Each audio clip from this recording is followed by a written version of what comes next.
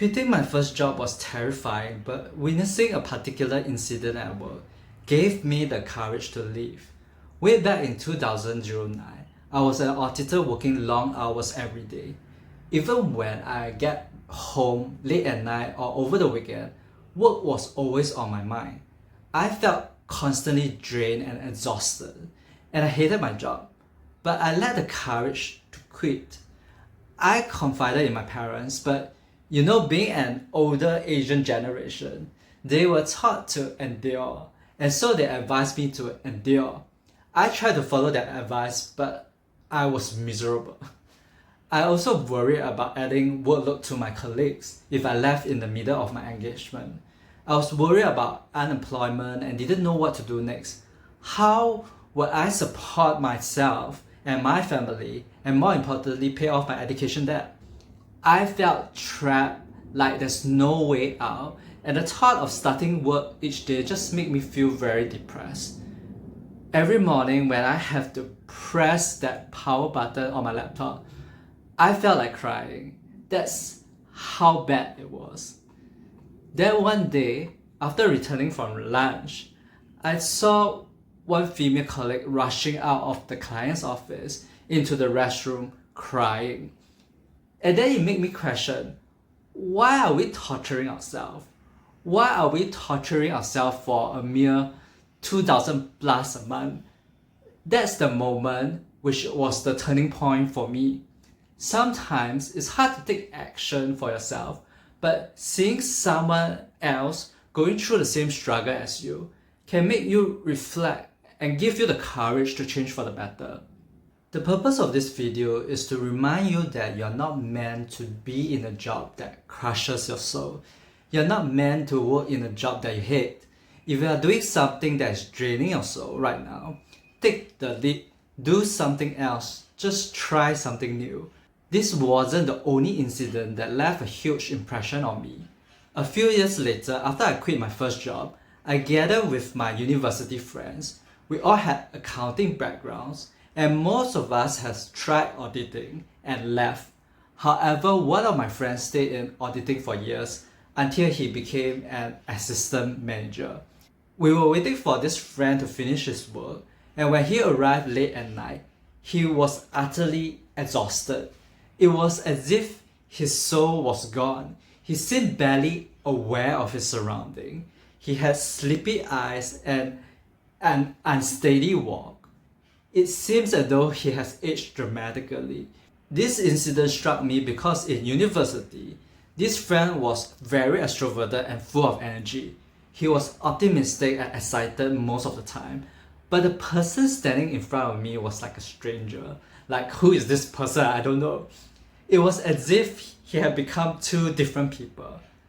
These two incidents left a huge impression on me. They solidified my commitment to pursue what I love and what resonates with my soul. Never will I want to work in a job that doesn't align with my soul. There are consequences when you stay in a job that is so draining. Not only does it affect your mental and physical health, your relationship, because you have less time for your friends and family, but you also waste the time you can use to explore what you love and have a better understanding of yourself on a job that you hate.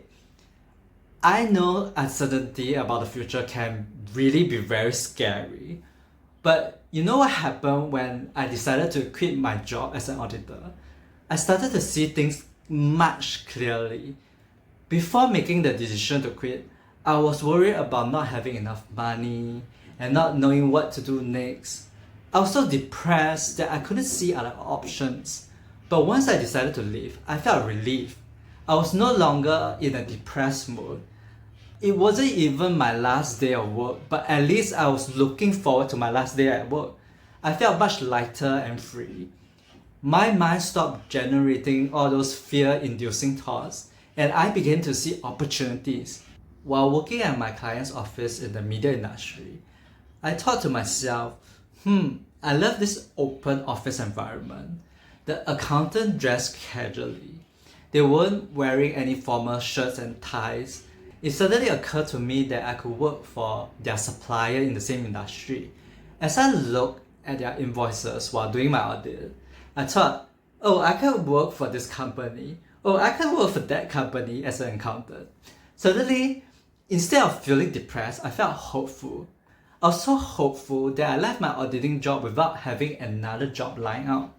I was like, I'm free now. I can take a risk. I have nothing to lose. So I cold called the HR department of one of these companies and asked if they needed part-time help. And within a week of leaving my job, I have secured some part-time job. And a month later, I was offered a full-time position in the same company. The pay was better, the working hours and environment were better, and my colleagues were less stressed, which means they are more fun to be around with. It was generally a more enjoyable place to work in. Oftentimes, our soul already knows whether a job resonates with us or not, or whether it is time to leave a job or not.